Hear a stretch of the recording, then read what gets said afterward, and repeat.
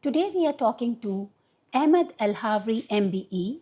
He is the chairman and co-founder of Mayfair Jets Group, bringing more than 3 decades of experience across the aviation industry. His aviation journey has been shaped by a deep understanding of both the commercial and operational sides of the industry, enabling him to lead complex projects, develop international partnerships, and navigate evolving market challenges. Under his leadership, Mayfair Jets has expanded its global footprint into charter brokerage, ACMI, flight support, aircraft leasing, and scheduled charter program.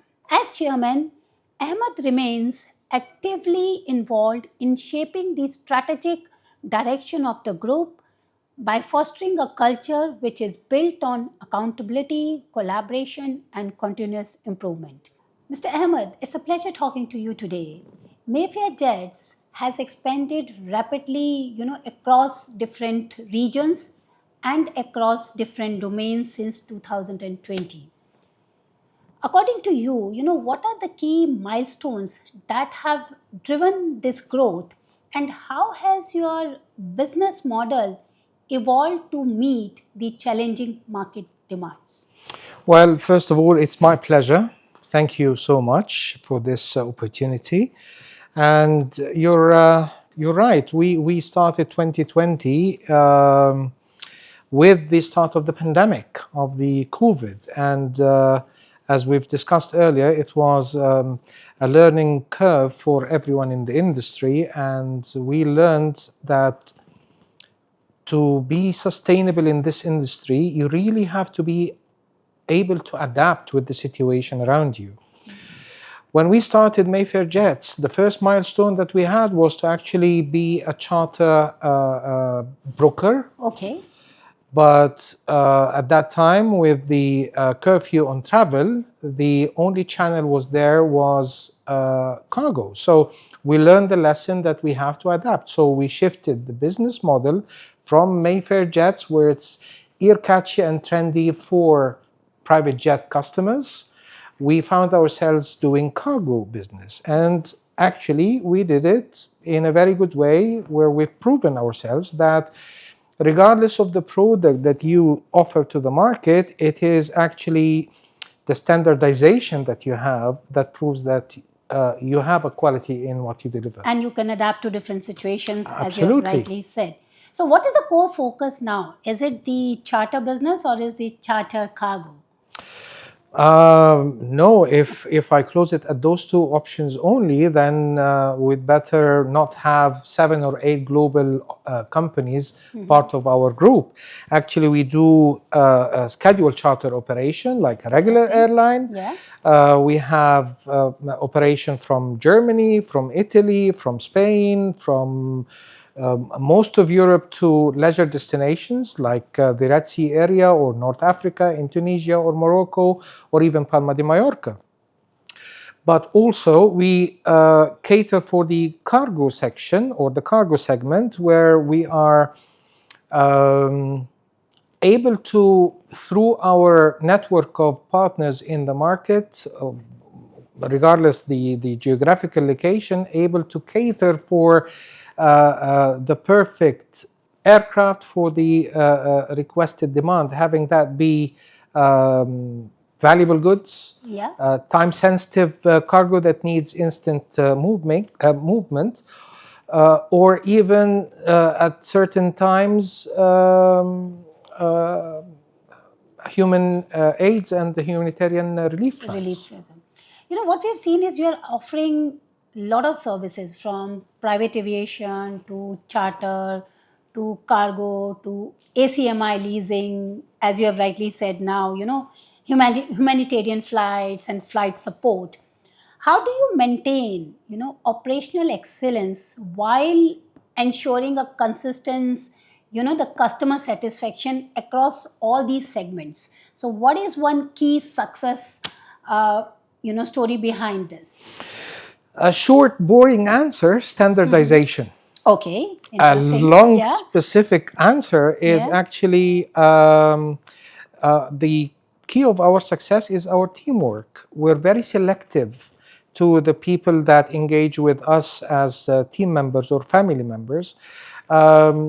We don't look for people with smart brains as much as we look for people with passionate hearts.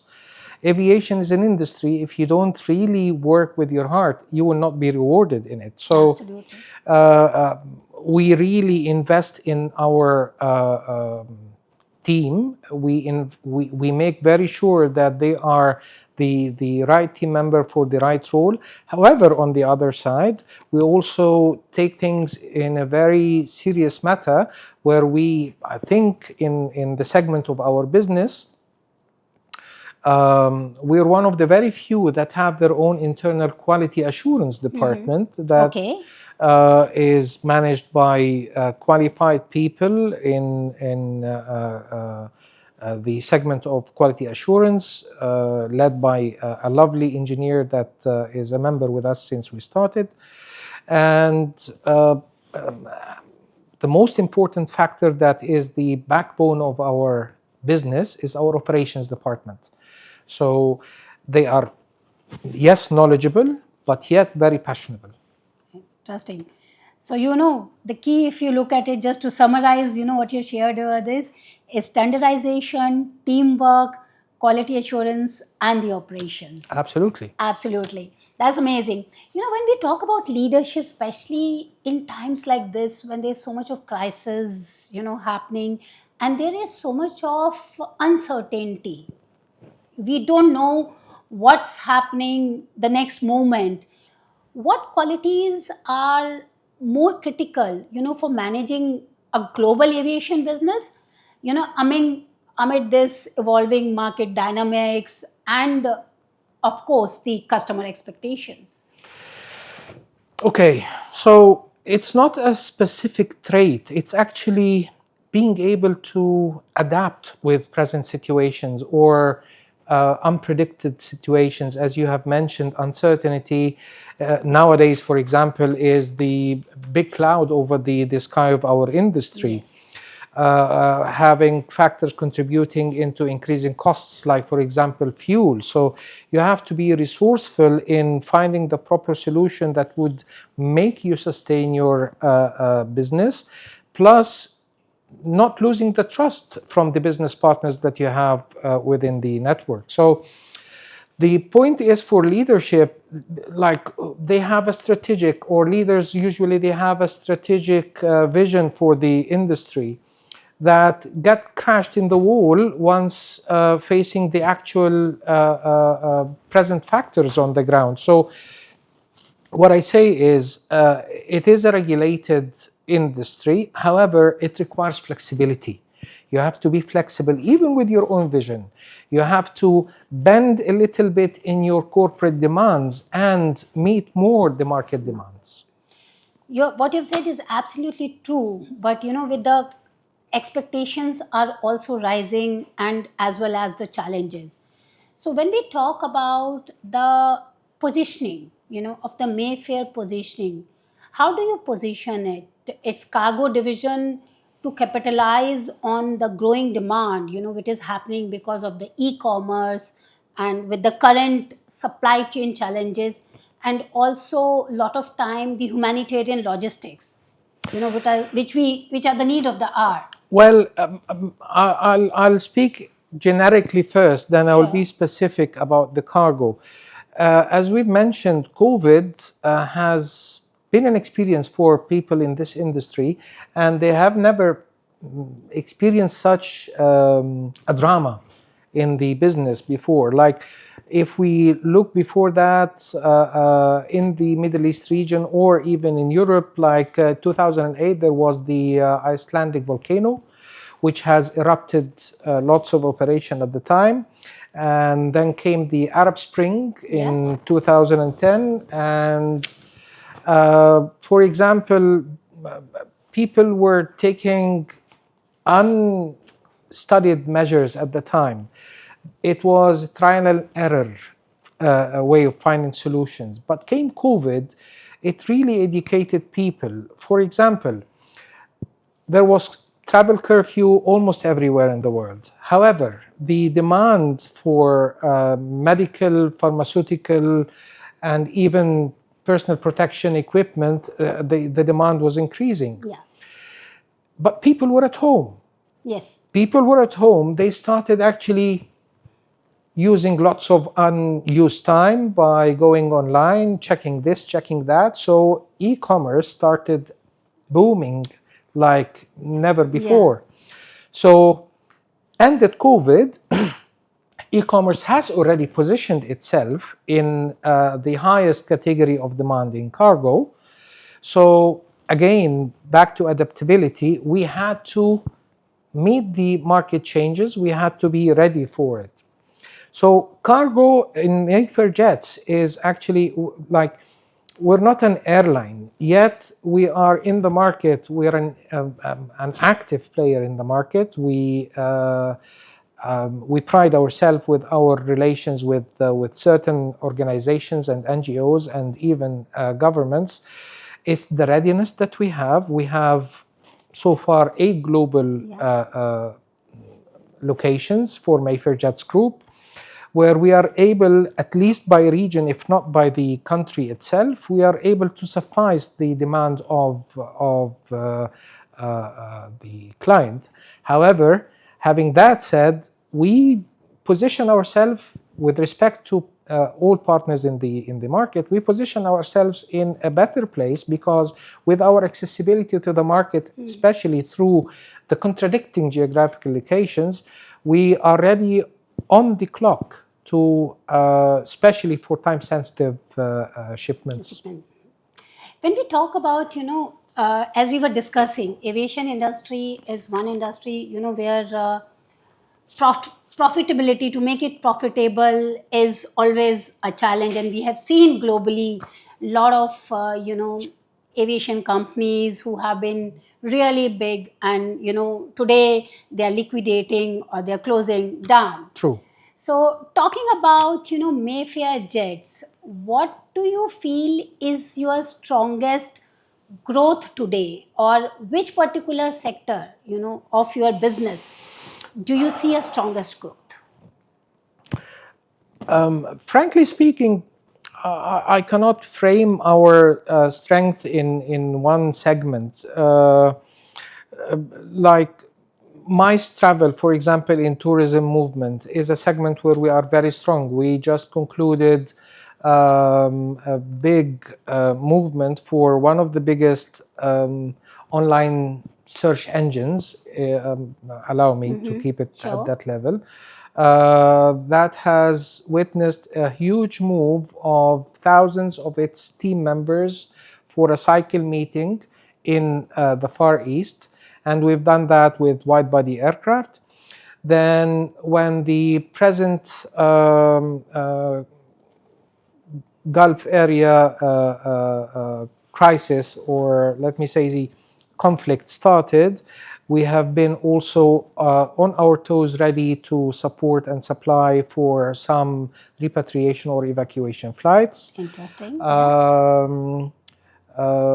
So I would not frame our area of strength in a one segment. Like, for example, it's innovation and adaptation. We've learned through the past 10 years, if not more, that we have to be innovative. We have to position ourselves in a unique market position. We in-house, for example, generated our own and developed our own revenue management system for our online seat bookings for the scheduled flights out of Europe to the Middle East. We've created a very strong network with cargo airline partners in all the geographical regions where we are, whether this is the Far East, the Middle East, Europe, or even the USA. Yeah. We've proven that we are a reliable partner to certain government during certain crises that we were able to deliver. We were flexible. Actually, funny, our slogan when we started was, by luck, flexible to your choice. But Okay, now, interesting. it is really our belief. We have to be flexible to the client's choice. To the client choice. Amazing. We are looking at it digitization and, AI and data driven. So how do you feel it has, really helped Mayfair Jets to improve the efficiency and, market capitalization for your organization? 20, 25 years back, there was always a comment when there is an unhappy incident that happens in the aviation industry called human factor. Time by time, IT and technology have changed to actually mitigate, minimize, but nowadays it's almost eliminate. Especially, you will look at certain aircraft manufacturers, when it comes to human factor element, they try to eliminate it totally. We've also moved along with the market progress. I don't want to say market progress. I would say actually human civilization development. So yes, AI now, whether we like it or not, whether it's human or not, but it is a tool that has to be utilized. And we've actually looked into this few years back, and we've invested into this in a big way to be able to maximize and manage our revenue channels and revenue streams, whether that be in what seats capacity we need to increase on this route, or what seat capacity we need to minimize on another route, what space we need to offer for cargo on this particular route, or vice versa. So it's I would say AI or technology is not an option, it's a must. It's a necessity. It is. Yeah, it is. Yeah, interesting. Now, looking ahead, where do you see Mayfair Jets, strategic vision? I will not say for next 10 years because that's a very long time. Let's talk about, next 2 to 3 years in terms of specifically the market expansion, signing up of more partnerships and digital innovation along with the global growth. Over the last 6 years since our start, we've actually expanded our operation from being in Dubai to having a sister company in Egypt, in Saudi Arabia, in Germany, in Italy, in the Far East, in Indonesia, headquartered in Indonesia, then recently in the USA. I see that the next 2 to 3 years, for example, in the segment of cargo, we will focus more on the African side, because African and the subcontinent side, because those are two corridors that are very much connected through the GCC area. Yeah. And we're going to be focusing on that part of the market, especially in the cargo segment. Having mentioned those areas, but also we look into tourism movement. It's have seen a big development in east coast of Africa, west coast of Africa, south coast of the subcontinent. So also we're trying to attract more movement into this, but hopefully end of 2027 we will be also connecting Europe to the Far East with scheduled charter flights. That's interesting. And are you looking like, when you're talking about this tourism, expanding the tourism business, are you looking at also partnerships with the government in these countries? Or is it in an independent capacity? It's actually mainly, it's always on an independent capacity. However, we do not take a step back from cooperating with local governments. On the contrary, we have very positive, successful experiences with local governments in the region or in other areas of the globe. So we find some countries actually have the interest, have the will to invest in a certain location in their country, and they ask for help and they offer support in return. So we do actually find this very progressive, and we do have very successful business models that we've achieved before. That's amazing. Thank you so much, Ahmed, for talking to us today and sharing all your plans for Mayfair Jets. My pleasure. Thanks a lot. Thank you very much. It's been an honor.